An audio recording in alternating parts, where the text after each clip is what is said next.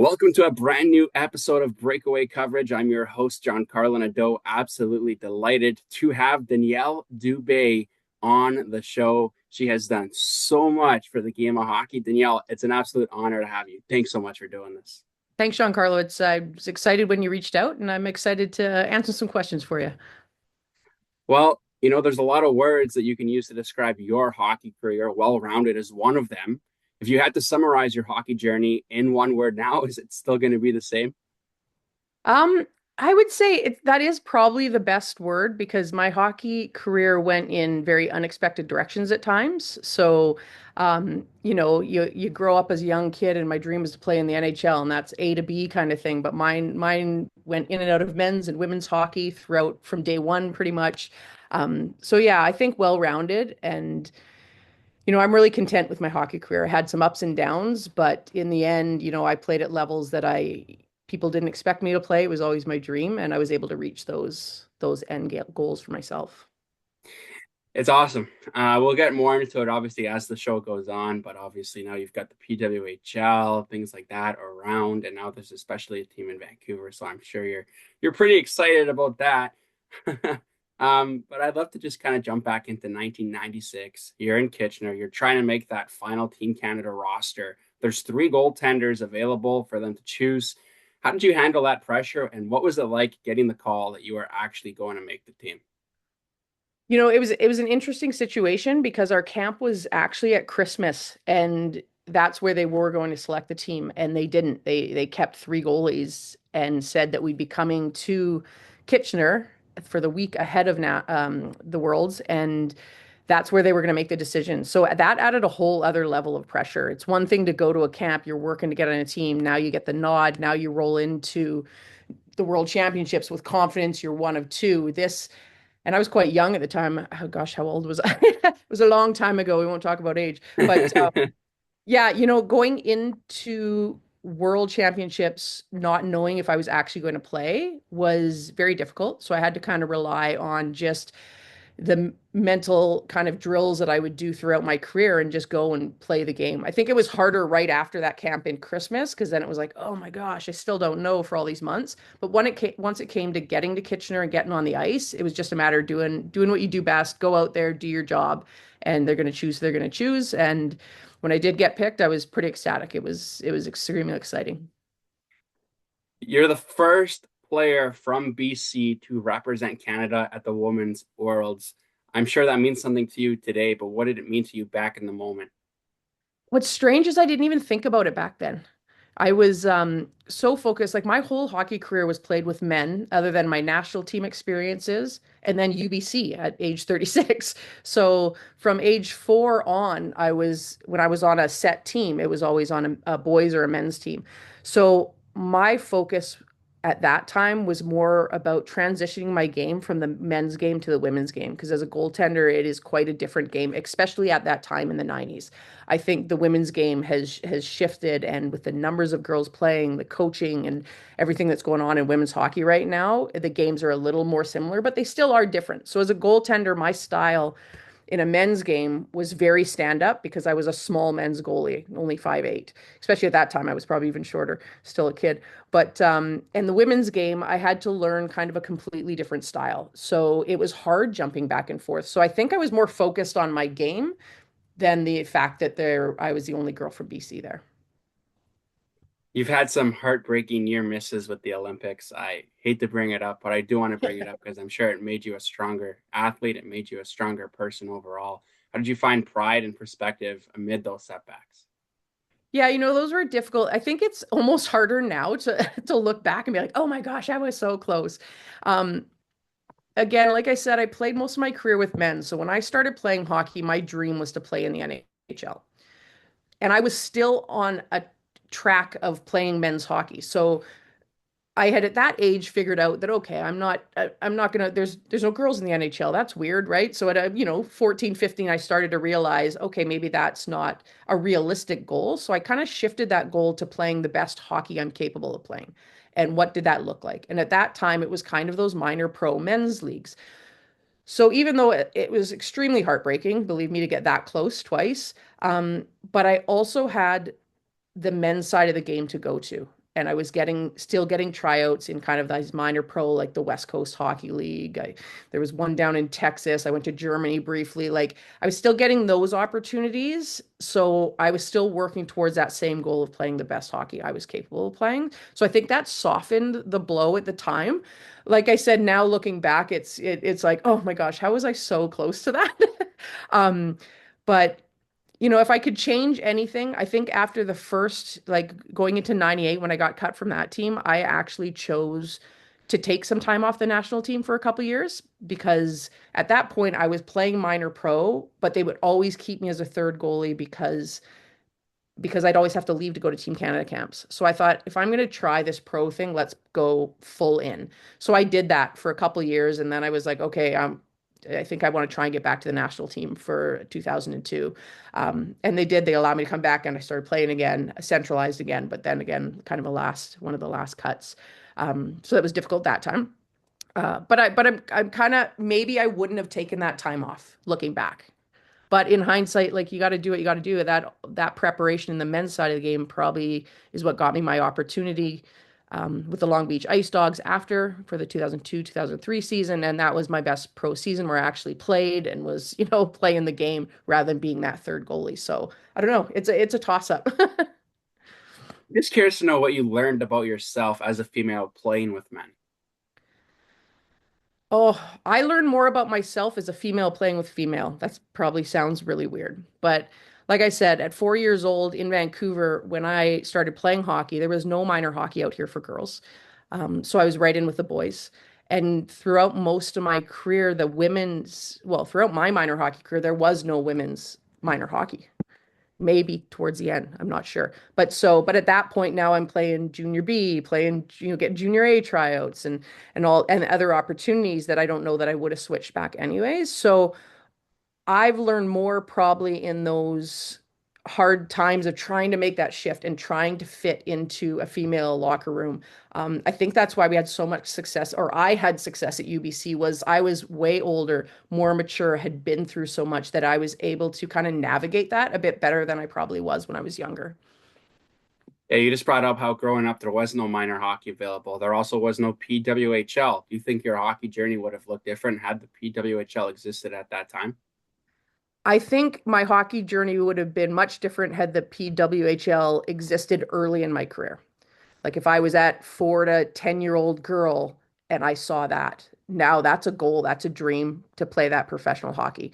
If it appeared around 2000, the early 2000s, I don't know if it would have shifted my career because until that's there for girls to see and have as a goal, like I said, my dream was always to play in the NHL. Still is. I'm 49 years old and I still, gosh, Yeah. right? If I could, because that's really was all there was for me at the time. So I'd say if it was there early in my career, 100%.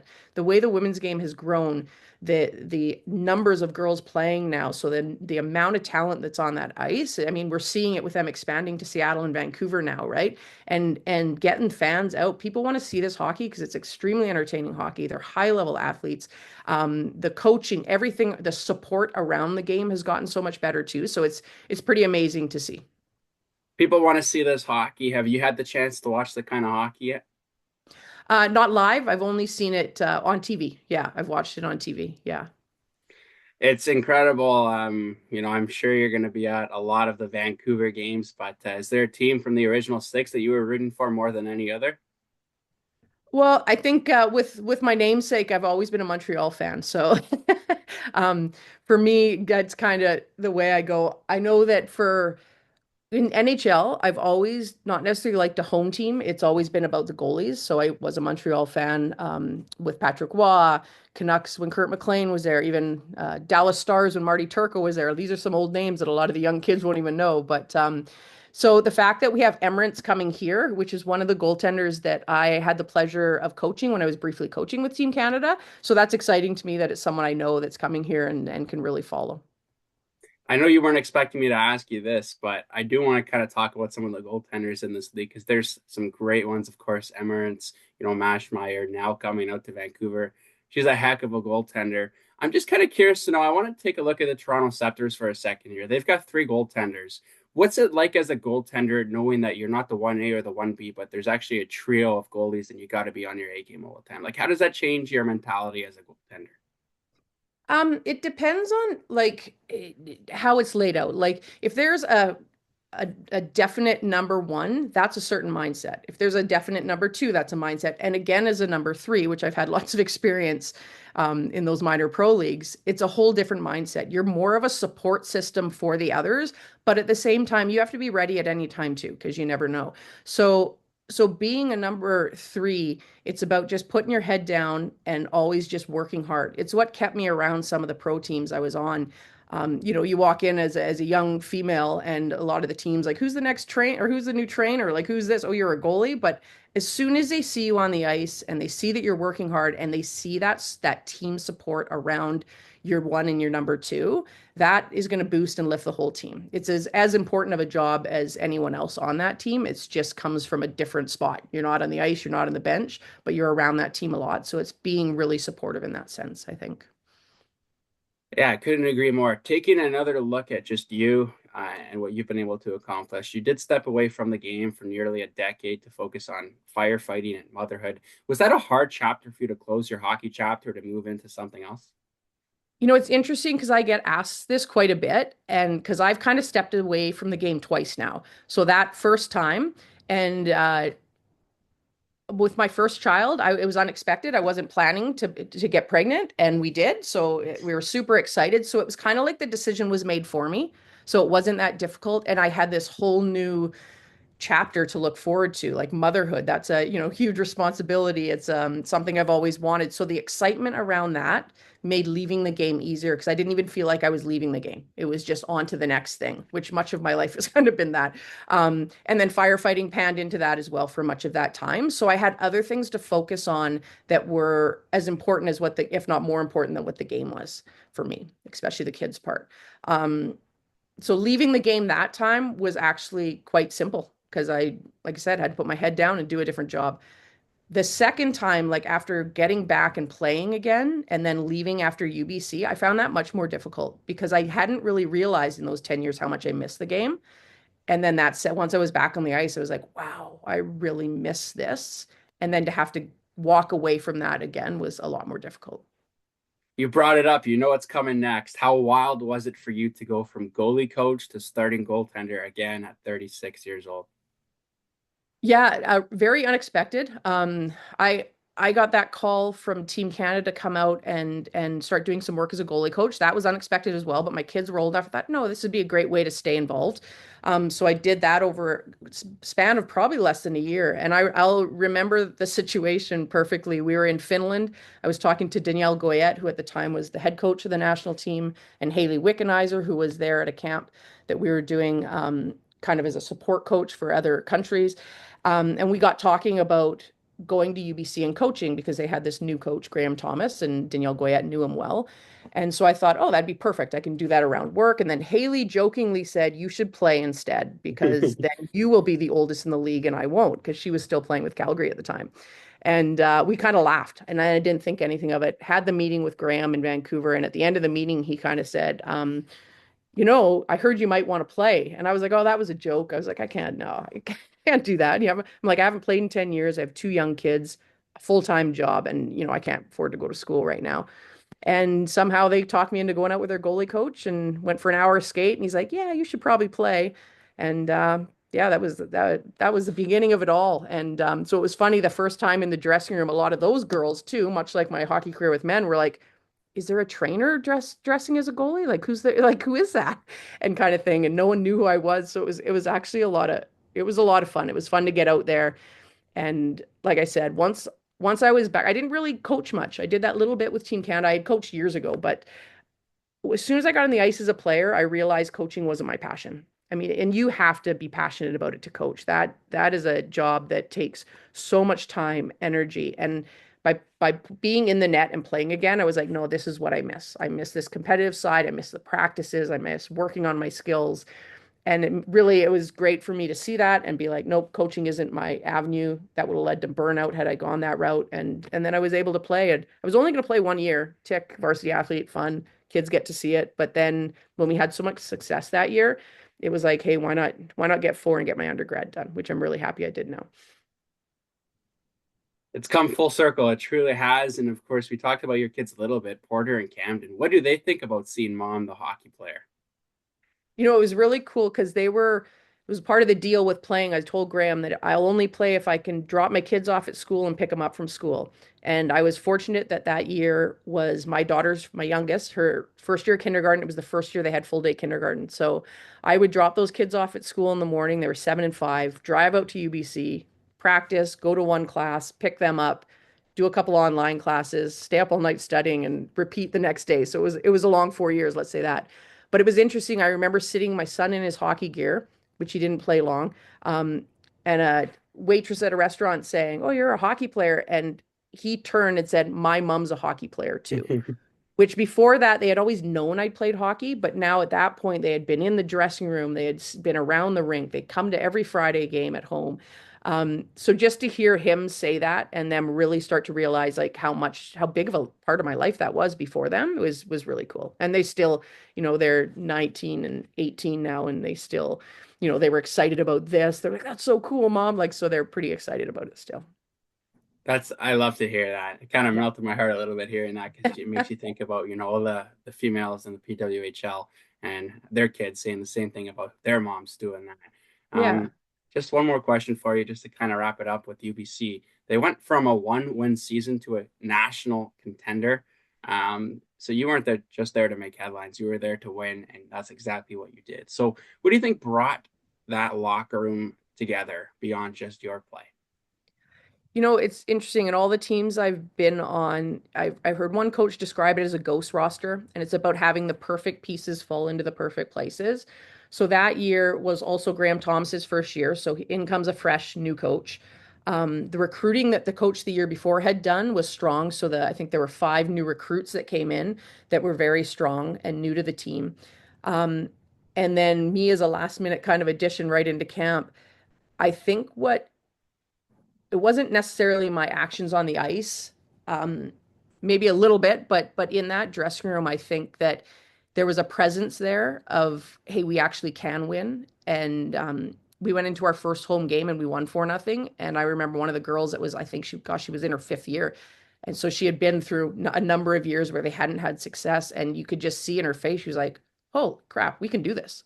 We can win hockey games." And it was just the perfect timing, the perfect shift, and the perfect group of people that came together. And the momentum that that built is what kind of took us to the end and had some extremely exciting playoff series, which is interesting because then we played Calgary in the finals, and to beat them, I always told Haley, "This is your fault, man. You told me to play." Like, but it was just so like talk about full circle, right? So, and they had won 2 years in a row. They were going for a three-peat that year, and they're a very strong team. So just it was momentum that got us through that, and then to go to nationals. You've won a lot, but you've also, lost a lot. We've talked about making teams, not making teams. So one thing you've been throughout your hockey career is resilience. And I know mental health is a big thing that you like to talk about, like to focus on and advocate for it. So what are you doing now with mental health, and kind of maybe just share that side of what you're up to now too? So what's amazing with all the ups and downs in my career, hockey has given me so much. And one of those things was going back to school at 36. So I got my undergrad in psych. And then just a few years ago, I decided to go back and get my master's in counseling. As a first responder, there's a huge need there. But what I've also noticed, being a varsity athlete, is the need for mental health in amateur sport as well. So I am now actually a registered clinical counselor on the side of firefighting. I work heavily with first responders, but I really want to shift that focus as well to young athletes, kind of that emerging adulthood age. And really, it's not about sports psychology. That was always there, but it's about looking after your mental health as a whole. So dealing with those stressors, how to deal with stress, how does stress actually really impact our body? And by doing that, your performance is then going to get better.